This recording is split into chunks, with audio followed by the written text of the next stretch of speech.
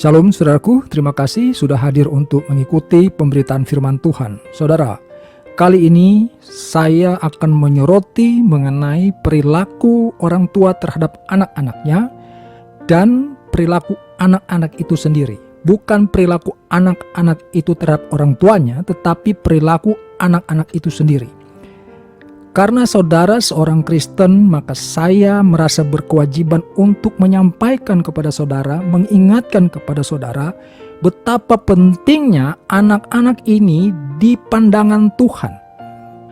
Jadi kesempatan ini, karena saudara adalah orang Kristen sekali lagi, maka saya berkewajiban untuk mengingatkan saudara mengenai adanya firman Tuhan yang menyampaikan kepada kita betapa pentingnya anak-anak itu di pandangan Tuhan, ya.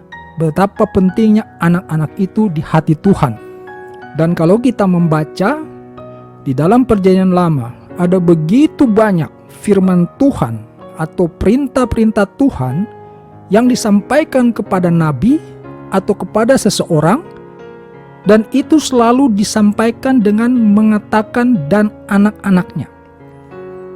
Nah, sekarang saya akan masuk kepada poinnya dan akan membatasi bagaimana anak-anak yang ada di bawah naungan saudara sebagai orang tua. Kita mulai dari Imamat 18 ayat 21. Janganlah kau serahkan seorang dari anak-anakmu untuk dipersembahkan kepada Molok, supaya jangan engkau melanggar kekudusan nama Allahmu. Akulah Tuhan. Saya ulangi sekali lagi. Janganlah kau serahkan seorang dari anak-anakmu untuk dipersembahkan kepada Molok, supaya jangan engkau melanggar kekudusan nama Allahmu. Akulah Tuhan. Siapa Molok itu? Molok adalah nama dewa sesembahan bangsa Amon. Jadi bangsa Amon ini menyembah dewa yang bernama Molok. Hari ini memang tidak ada dewa lagi yang bernama Molok yang disembah orang. Tetapi barangkali sudah berganti nama Molok itu menjadi iPhone, menjadi Samsung, menjadi Oppo, menjadi Vivo, Xiaomi, Realme, Redmi, semuanya. Kenapa saya katakan demikian? Karena begitu terikatnya hati anak-anak kita terhadap benda ini. Berjam-jam dihabiskan waktunya dengan barang ini tanpa kontrol orang tua. Saya dapat katakan tanpa kontrol orang tua karena anak itu bisa berjam-jam dengan handphonenya, dan itu dilakukan dengan bebas. Tidak ada pembatasan lagi daripada orang tuanya. Orang tua harusnya menyadari, ya, saya ulangi, orang tua harusnya menyadari bahwa handphone itu tidak akan mendidik anakmu mempunyai masa depan. Tidak akan mendidik anakmu mempunyai akhlak yang baik. Tidak akan mendidik anakmu menjadi anak yang sopan santun. Kecuali engkau sebagai orang tua daripada anak ini menjadi roh daripada handphone itu. Kalau engkau membiarkan handphone itu di tangan anakmu sampai berjam-jam, maka percayalah, handphone itu hanya akan memenuhi segala hasrat dan keinginan hati daripada anak-anakmu. Kalau engkau membiarkan handphone itu di tangan anakmu tanpa ada pengaturan dan pengendalian, maka handphone itu akan memenuhi segala keinginan hati daripada anak-anakmu itu. Dan tahu apa yang akan terjadi? Sudah pasti anak-anak ini akan menjadi anak-anak yang berada di jalan kesesatan. Bukan karena di handphone itu tidak ada ilmu yang baik, bukan karena di handphone itu tidak ada hal-hal yang baik, tetapi keinginan anak-anak yang tidak terkendali ini, saudara, mereka hanya menggunakan handphone itu untuk menyenangkan hati mereka. Mereka bisa menonton apa saja yang tidak pantas bagi umurnya. Ya, mereka bisa memainkan game-game yang di dalamnya berisi kekerasan, ya, darah di mana-mana. Mereka menikmati itu semua. Dan itulah yang mengajari hati mereka setiap jam, setiap hari. Kejadian 18 ayat 19.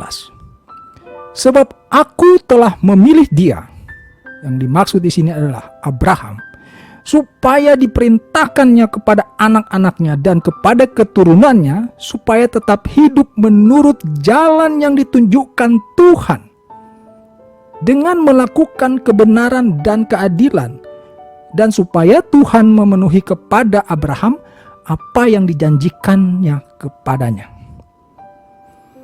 Saudara lihat, sejak semula Tuhan sudah bicara dengan tegas dan lugas.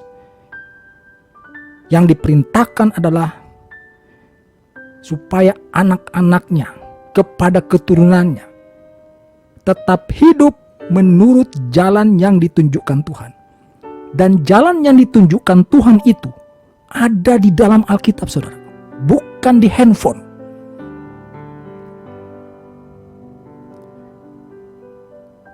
Oh, di handphone ada Alkitab. Percaya saudaraku, berapa banyak waktu yang dihabiskan untuk merenungkan firman Tuhan siang dan malam dengan handphone itu, saudara? Jujur sajalah. Berapa banyak waktu yang dihabiskan, ya, dengan Alkitab elektronik yang ada di handphone itu, yang kau renungkan siang dan malam, dibandingkan dengan segala kenyamanan dan kenikmatan yang kau dapatkan secara sukarela dan sesuka hati di dalam handphone itu. Menonton film yang tidak sesuai umur, ya, membaca cerita-cerita, gosip-gosip yang tidak mendidik, memainkan game-game yang brutal, yang penuh kekerasan dan berdarah-darah. Sadarkah saudara mengenai hal itu? Bilangan 14 ayat 18. Tuhan itu berpanjangan sabar dan kasih setianya berlimpah-limpah. Ia mengampuni kesalahan dan pelanggaran. Tetapi, perhatikan nih saudara, tetapi sekali-kali tidak membebaskan orang yang bersalah dari hukuman. Bahkan ia membalaskan kesalahan bapa kepada anak-anaknya, kepada keturunan yang ketiga dan keempat. Saudara lihat firman Tuhan ini. Engkau yang hari ini berstatus sebagai orang tua, kesalahanmu mendidik anak-anakmu itu akan berdampak kepada anak-anakmu. Bukan sampai berhenti kepada anak-anakmu, kepada keturunan yang ketiga dan keempat menurut firman Tuhan ini. Tetapi sekali-kali tidak membebaskan orang yang bersalah dari hukuman. Bahkan ia membalaskan kesalahan bapa kepada anak-anaknya, kepada keturunan yang ketiga dan keempat. Maka di Ulangan 4 ayat 9 dikatakan oleh firman Tuhan lagi, tetapi waspadalah dan berhati-hatilah, supaya jangan engkau melupakan hal-hal yang dilihat oleh matamu sendiri, dan supaya jangan semuanya itu hilang dari ingatanmu seumur hidupmu. Beritahukanlah kepada anak-anakmu dan kepada cucu cicitmu semuanya itu. Ini nasihat Musa kepada umat yang dipimpinnya. Ya, ada banyak perkara mujizat yang dilakukan Tuhan. Ada banyak kemarahan dan hukuman Tuhan yang terjadi di masa kepemimpinan Musa. Dan Musa mengingatkan, ya, supaya jangan engkau melupakan hal-hal yang dilihat oleh matamu sendiri itu, dan supaya jangan semuanya itu hilang dari ingatanmu seumur hidupmu. Tetapi Musa katakan, beritahukanlah kepada anak-anakmu dan kepada cucu cicitmu semuanya itu. Bukan cuma sampai kepada anak-anak, saudaraku, bahkan sampai ke cucu dan cicit. Selanjutnya disampaikan lagi, masih di pasal yang sama, Ulangan 4, tetapi di ayat yang ke-40, berpeganglah pada ketetapan dan perintahnya yang kusampaikan kepadamu pada hari ini, supaya baik keadaanmu dan keadaan anak-anakmu yang kemudian, dan supaya lanjut umurmu di tanah yang diberikan Tuhan Allahmu kepadamu untuk selama-lamanya. Anak juga disebutkan di dalam firman Tuhan ini, saudaraku.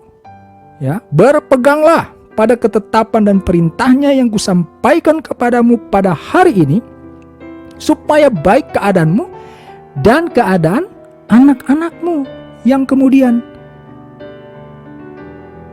Ini adalah nasihat Musa kepada bangsa, untuk bangsa Israel, untuk memelihara hukum Allah. Bahkan di dalam Ulangan 11 ayat 19, ini lebih terang benderang lagi, saudaraku. Kamu harus mengajarkannya kepada anak-anakmu dengan membicarakannya apabila engkau duduk di rumahmu, dan apabila engkau sedang dalam perjalanan, apabila engkau berbaring, dan apabila engkau bangun. Perhatikan, saudara, ya, kamu harus, digunakan kata harus, tidak ada tawar-menawar, saudaraku. Ya, tidak ada tawar-menawar. Kamu harus mengajarkannya kepada anak-anakmu.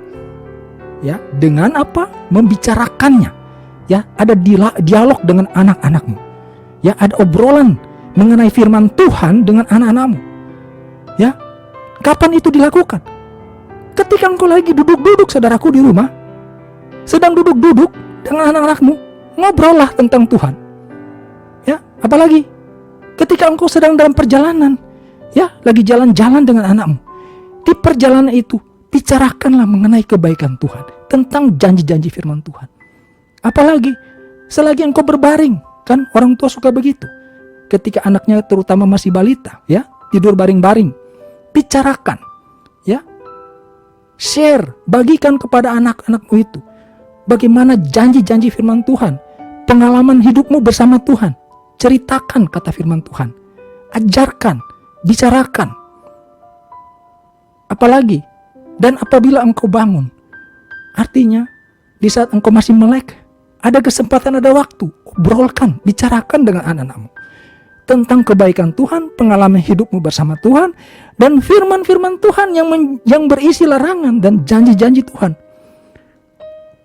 Jangan biarkan anakmu dengan gadgetnya berjam-jam, dan engkau juga sibuk dengan pekerjaanmu sendiri.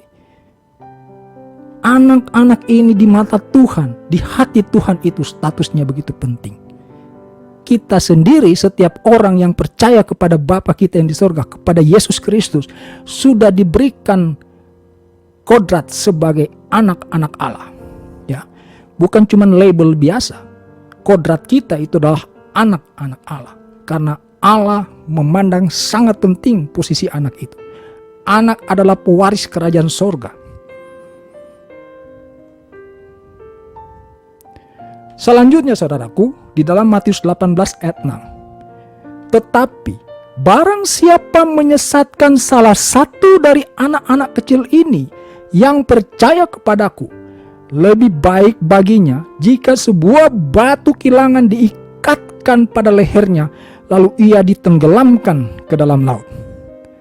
Di dalam Matius 19 ayat 14 dikatakan oleh Yesus, biarkanlah anak-anak itu, janganlah menghalang-halangi mereka datang kepadaku, sebab orang yang seperti itulah yang empunya kerajaan sorga. Pertanyaan sekarang, bagaimana anak-anak itu mau datang kepada Yesus, sementara begitu banyak halangan yang ada di hadapan anak-anak itu? Gadget yang berjam-jam mereka lakoni sepanjang hari itu tidak akan membawa mereka kepada Kristus, saudaraku. Ya, janganlah menghalang-halangi, tetapi handphone di tangan anakmu itu tidak menjadikan anakmu itu lebih dekat kepada Tuhan. Bagaimana mereka bisa datang dekat kepada Tuhan? Oleh karena itu di dalam Matius 18 ayat 6 dikatakan, barang siapa menyesatkan salah satu dari anak-anak kecil ini yang percaya kepadaku, lebih baik baginya jika sebuah batu kilangan diikatkan pada lehernya, lalu ia ditenggelamkan ke dalam laut. Engkau juga bisa mengalami hal ini, saudaraku, karena engkau telah menjadi bagian yang menyesatkan anak-anakmu. Udah ngelihat dengan mata kepala sendiri, anakmu begitu terikat dengan gadget, tidak ada tuntunan, tidak ada bimbingan. Saudara, biarkan anakmu itu tersesat dengan gadget itu, maka firman Tuhan dengan tegas mengatakan, ya, lebih baik baginya jika sebuah batu kilangan diikatkan pada lehernya, lalu ia ditenggelamkan ke dalam laut. Karena engkau telah menyesatkan anak yang seharusnya memiliki kerajaan sorga.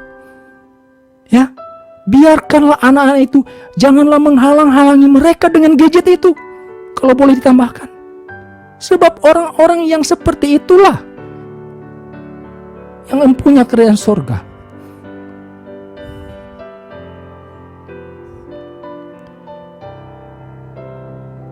Teganya saudara, ya, menutup mata dengan keadaan ini.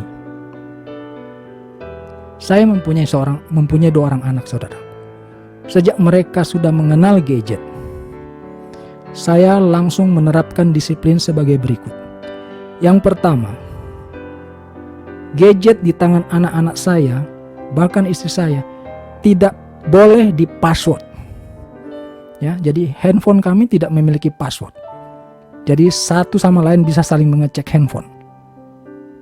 Yang kedua, anak-anak saya bermain handphone itu hanya di jam tertentu. Ya, saya menerapkan jam 2 siang sampai jam 4 sore boleh main handphone. Selebihnya adalah waktu untuk beraktivitas yang produktif. Mau belajar, mengerjakan PR, mau bermain, silahkan. Jangan gadget melulu. Ketiga, ketika mau tidur, gadget itu sudah harus ditaruh di ruang tamu, tidak boleh dibawa ke kamar. Karena gadget itu sangat mempengaruhi waktu tidur anak. Itu saya terapkan dengan disiplin keras. Dan anak-anak saya terbiasa dengan hal itu. Dan mereka punya kehidupan jauh lebih produktif dengan tidak terlalu banyak keterlibatan gadget dalam kehidupan mereka. Gadget itu membutakan hati anak-anak itu. Makanya ketika saudara mendapati anak-anakmu mulai kasar, ya, ditegur meresponnya dengan ketus. Nah, ini ciri-ciri didikan gadget, saudaraku. Ya, dikasih nasihat, ditegur, langsung responnya ketus. Ya, ini ciri-ciri didikan gadget. Jadi jangan salahkan anakmu, salahkan didikanmu. Ya, kalau kita membaca di berita-berita, menonton, ada seorang anak memperlakukan anak orang dengan begitu keji, kejam. Saya kira juga itu tidak terlepas dari perilaku didikan orang tuanya. Ya, karena Tuhan menjadikan kita sebagai umatnya diciptakan dengan sempurna baik adanya. Demikian firman Tuhan. Ya, segala sesuatu dijadikan Tuhan baik adanya. Bahkan di dalam Mazmur 8 ayat 3, kalau saudara mau tahu, ya, Mazmur 8 ayat 3 dikatakan, dari mulut bayi-bayi dan anak-anak yang menyusu telah kau letakkan dasar kekuatan karena lawanmu, untuk membungkamkan musuh dan pendendam. Saudara lihat,